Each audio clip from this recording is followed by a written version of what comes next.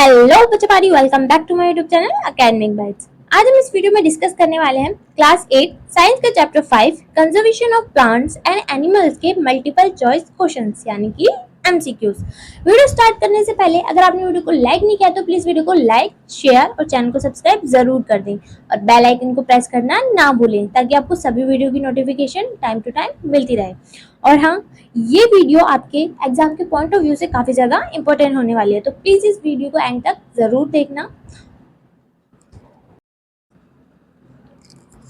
चलो फिर without time waste के स्टार्ट करते हैं अपने क्वेश्चंस। तो हमारा फर्स्ट क्वेश्चन है wild buffalo is an endangered species because. तो जो वाइल्ड बफेलो है वो एक इंडेंजर्ड स्पीसीज है, तो ऐसा क्यों है? First of all, endangered species क्या होती है? तो इंडेंजर्ड स्पीसीज उनको बोला जाता है जिन एनिमल्स की पॉपुलेशन धीरे धीरे करके कम होती जा रही है और फ्यूचर में वो खत्म भी हो सकते हैं। तो इसका करेक्ट आंसर क्या हो जाएगा? Option number A, it's population is diminishing, यानी कि उसकी पॉपुलेशन धीरे धीरे करके कम होती जा रही है। Okay, move to the next question. Which one of the following changes में ऑक्योर ड्यू टू डिजर्टिफिकेशन। तो डिजर्टिफिकेशन की वजह से इनमें से कौन कौन से चेंजेस होते हैं वो हमें सेलेक्ट करना है। तो डिजर्टिफिकेशन क्या होता है? डिजर्टिफिकेशन का मतलब होता है जो भी फर्टाइल लैंड होती है उसका किस में कन्वर्ट हो जाना? डेजर्ट में, मतलब इनफर्टाइल लैंड में कन्वर्ट हो जाना। तो इसका करेक्ट आंसर क्या? Option number B, conversion of fertile land into a desert. Next question है which one of the following statement is true about the biosphere reserve. तो हमें बताना है इनमें से कौन सी स्टेटमेंट है जो कि ट्रू है। किसके बारे में? बायोस्फीयर रिजर्व के बारे में। तो जो बायोस्फीयर रिजर्व होते हैं वो दोनों को ही कंजर्व करते हैं, बायोडाइवर्सिटी को भी यानी कि एनिमल्स को भी और प्लांट्स को भी, और जो वहाँ का कल्चर है उसको भी। कल्चर मतलब जो भी वहाँ की ट्राइबल पॉपुलेशन है जो इस एरिया के आसपास रहती है उसे उस एरिया में जाने की परमिशन होती है, वो वहाँ से फायरवुड वगैरह कलेक्ट कर सकती है खाना बनाने के लिए।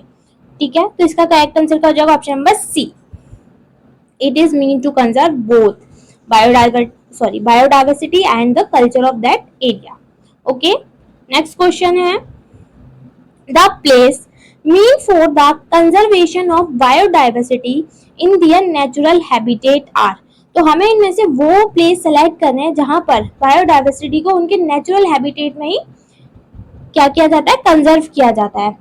तो जो जूलॉजिकल और बोटेनिकल गार्डन होते हैं वहां पर आर्टिफिशियल कंडीशन प्रोवाइड की जाती है, बट जो वाइल्ड लाइफ सेंचुरी और जो नेशनल पार्क होते हैं वहां पर उन्हें उनके नेचुरल हैबिटेट में ही कंजर्व किया जाता है। तो इसका करेक्ट आंसर क्या हो जाएगा? Option number C, third and fourth.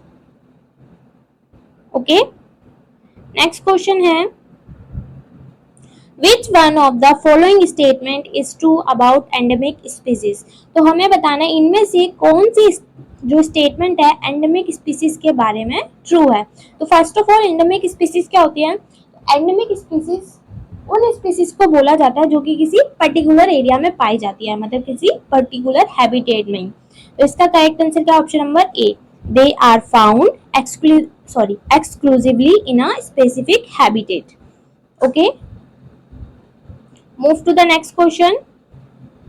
Which of the following feature is correct for wildlife sanctuary। तो हमें बताना है इनमें से कौन सा फीचर है जो कि वाइल्ड लाइफ सेंचुरी के लिए करेक्ट है।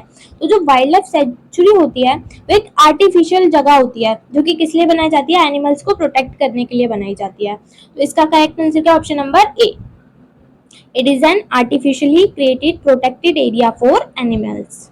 Okay, move to the next. Which statement is incorrect about endangered species। तो हमें बताना है इनमें से कौन सी स्टेटमेंट इनकरेक्ट यानी कि गलत है। किसके बारे में? इंडेंजर्ड स्पीसीज के बारे में। तो अभी मैंने आपको बताया था इंडेंजर्ड स्पीसीज क्या होती है? जिन स्पीसीज की पॉपुलेशन धीरे धीरे करके कम होती जा रही है और फ्यूचर में ऐसा पॉसिबल है कि वो बिल्कुल ही खत्म हो सकती हैं। ठीक है, तो फर्स्ट स्टेटमेंट क्या है? Their number has decreased drastically, मतलब धीरे धीरे करके उनकी पॉपुलेशन क्या है? कम होती जा रही है। तो स्टेटमेंट क्या है? ये तो ट्रू है। नेक्स्ट है they might become extinct in the near future, और फ्यूचर में वो बिल्कुल ही खत्म हो सकते हैं। तो ये स्टेटमेंट भी ट्रू है। अब नेक्स्ट स्टेटमेंट क्या है? They pose a danger to other animals. तो क्या जो इंडेंजर्ड स्पीसीज होती है दूसरे एनिमल्स के लिए खतरा होती है? तो नहीं। तो स्टेटमेंट क्या है? ये गलत है। तो इसका करेक्ट आंसर क्या? Option number C. Okay, move to the next. What do black buck, elephant, python, golden cat together represent in a forest? तो हमें बताना है ये सब मिलके किसी भी फॉरेस्ट में क्या प्रेजेंट करते हैं। तो किसी भी पर्टिकुलर एरिया की जो भी एनिमल लाइफ होती है उसका कलेक्टिव नेम क्या होता है? फोना। तो ये सब क्या एनिमल्स की कैटेगरी में आते हैं, तो इसको क्या बोला जाएगा? फोना। और किसी भी पर्टिकुलर एरिया की जो भी प्लांट लाइफ होती है उसको क्या बोला जाता है? फ्लोरा। ओके, इसका करेक्ट आंसर क्या? Option number A. Next question है, the red data book keeps a record of all the. जो रेड डेटा बुक होती है वो किस चीज का रिकॉर्ड रखती है? तो जो रेड डेटा बुक होती है वो इंडेंजर्ड प्लांट और एनिमल्स दोनों का ही रिकॉर्ड रखती है। तो इसका करेक्ट आंसर क्या हो जाएगा? इसमें थर्ड और फोर्थ दोनों ऑप्शन है, तो इसका correct answer option number C. Okay, move to the next question. Migratory birds fly to far away areas during a particular time of a year. Which of the following conditions present in their habitat during that time are responsible for this behavior? तो जो migratory birds होते हैं वो कुछ किसी भी साल के पर्टिकुलर टाइम में एक जगह से दूसरी जगह पर उड़ के जाते हैं। तो उनके वहाँ के हैबिटेट में ऐसी कौन सी कंडीशंस होती हैं जिसकी वजह से वो ऐसा करते हैं? तो क्या होता है? एक फर्स्ट रीजन तो ये होता है कि वहाँ पर जो वेदर कंडीशंस होती हैं वो काफी ज्यादा एक्सट्रीम हो जाती हैं उस टाइम पर, और क्या पता वहाँ पर उन्हें फूड भी अवेलेबल ना होता हो, तो अनअवेलेबिलिटी ऑफ फूड भी इसका एक रीजन हो सकता है। तो इसका करेक्ट आंसर क्या हो जाएगा? Option number B. फर्स्ट और सेकंड दोनों ही रीजन है। Okay, move to the next क्वेश्चन। In our country, large patches of forest are being cleared for cultivation of crops. The environmental impact of such a practice will lead to। तो हमारी country में बहुत सारे forest cut कर दिए जाते हैं, इसलिए क्रॉप्स को कल्टीवेट करने के लिए। तो इसका इन्वायरमेंट में क्या इम्पैक्ट पड़ता है? तो इसकी वजह से क्या हो सकता है? सॉइल इरोजन की प्रॉब्लम होती है। तो इसका करेक्ट आंसर क्या? ऑप्शन नंबर ए। जब पेड़ ही नहीं रहेंगे तो जो हमारी सॉइल है उसको बांध के कौन रखेगा, पकड़ के कौन रखेगा जब फ्लड वगैरह आएंगी?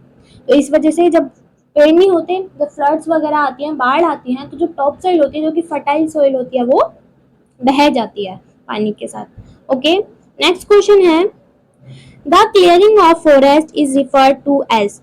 जो फॉरेस्ट है यानी कि जंगलों को क्लियर यानी कि काटना, उस टर्म को क्या बोला जाता है? तो उसको बोला जाता है डिफॉरेस्टेशन। तो इसका करेक्ट आंसर क्या? Option number C. Next question है, डिफॉरेस्टेशन लीड्स टू। तो डिफॉरेस्टेशन की वजह से क्या क्या होता है? तो डिफॉरेस्टेशन की वजह से अर्थ का टेम्परेचर भी बढ़ता है, और जो कार्बन डाइऑक्साइड और जो ऑक्सीजन है उसका इम्बैलेंस भी हो जाता है। तो इसका करेक्ट आंसर क्या है? Option number D, both A and B. Okay, move to the next question. Which of the following gases is needed by plants for photosynthesis? तो हमें बताना है इनमें से कौन सी गैस है जो जिसकी जरूरत किसको होती है? प्लांट्स को होती है फोटोसिंथेसिस का प्रोसेस करने के लिए। तो अब सबको पता होगा जब फोटोसिंथेसिस होता है तो जो प्लांट्स होते हैं वो कौन सी गैस एब्जॉर्ब करते हैं? Carbon dioxide. तो इसका करेक्ट आंसर क्या हो जाएगा? Option number C. Next question है, by which process plants preparing their own food? तो किस प्रोसेस के द्वारा जो प्लांट्स होते हैं अपना खाना बनाते हैं? तो उस प्रोसेस को क्या बोला जाता है? फोटोसिंथेसिस। तो इसका करेक्ट आंसर क्या? Option number B. Move to the next question, an increase in the amount of carbon dioxide result in. तो अगर हमारे इन्वायरमेंट में कार्बन डाइऑक्साइड का जो अमाउंट है वो इंक्रीज हो जाएगा तो उसकी वजह से क्या होगा? तो अर्थ का टेम्परेचर बढ़ने लगा, जिसकी वजह से क्या होगी? ग्लोबल वार्मिंग की प्रॉब्लम होगी। तो इसका करेक्ट आंसर क्या? Option number B, global warming. Okay, next question है, the reduction in rainfall could cause.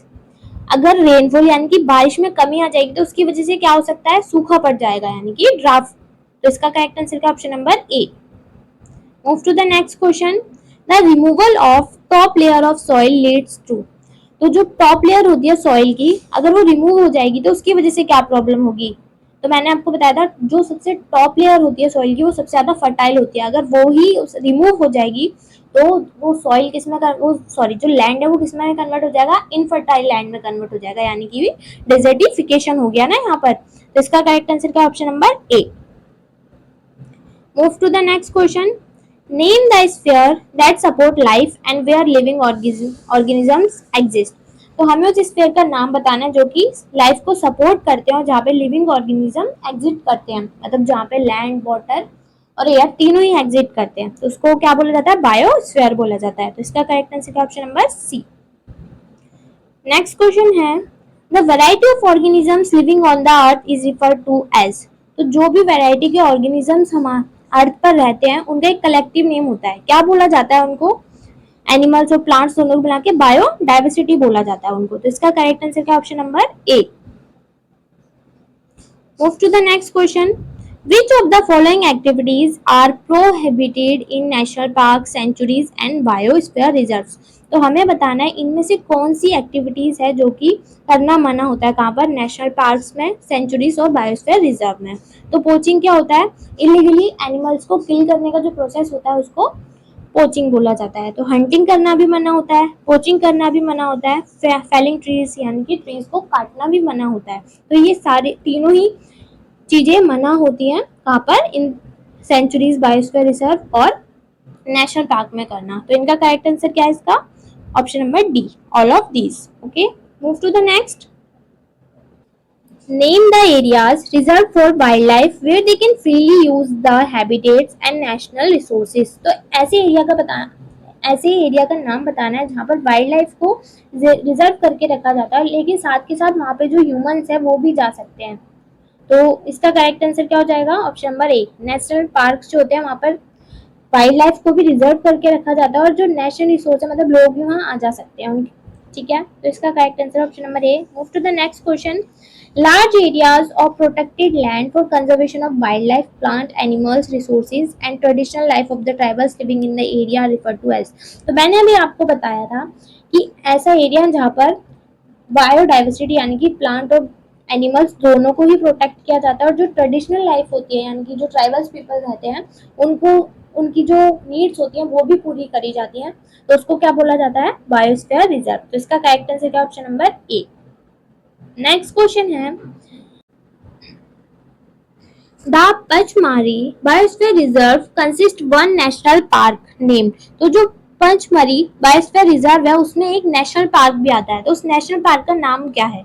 तो सतपुरा नेशनल पार्क है उस नेशनल पार्क का नाम। तो इसका करेक्ट आंसर क्या? Option number B. Move to the next question, the Pachmarhi biosphere reserve consist to wildlife sanctuary name. तो जो बायोस्फीयर रिजर्व है पचमरी उसमें दो वाइल्ड लाइफ सेंचुरीज भी आती हैं, उनके नाम बताने हमें। तो उसका नाम क्या है? बोन एंड पचमारी। तो इसका correct answer option number A.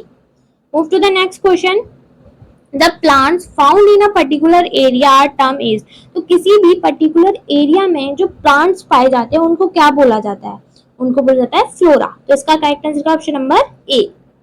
Next question है, the animal found in particular area term as. तो जो एनिमल्स पाए जाते हैं किसी भी पर्टिकुलर एरिया में उसको क्या बोला जाता है? फोना। तो इसका correct answer option number B. Move to the next, those species of plants and animals that are found exclusively in a particular area are termed as। तो प्लांट्स और एनिमल्स की ऐसी स्पीसीज जो कि किसी पर्टिकुलर एरिया में ही पाई जाती है उनको क्या बोला जाता है?